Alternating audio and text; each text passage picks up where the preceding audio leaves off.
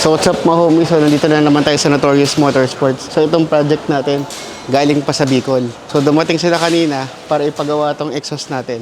So ito, ang ginawa namin style, naka side exit siya. So kakaiba to, hindi na sa left and right, ginawa niya side exit. So ito na yung ginawa namin setup. Naka dual muffler tip siya na HKS. Kung mapapansin nyo, ayan.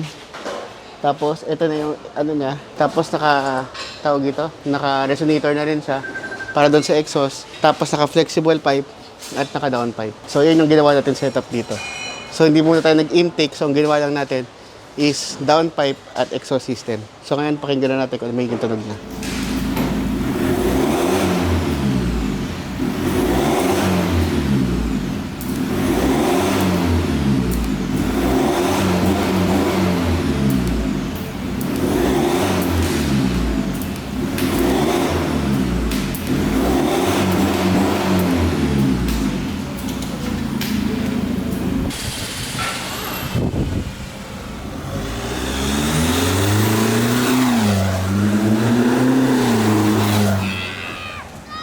All the way from Bicol, sir, no? Daraga.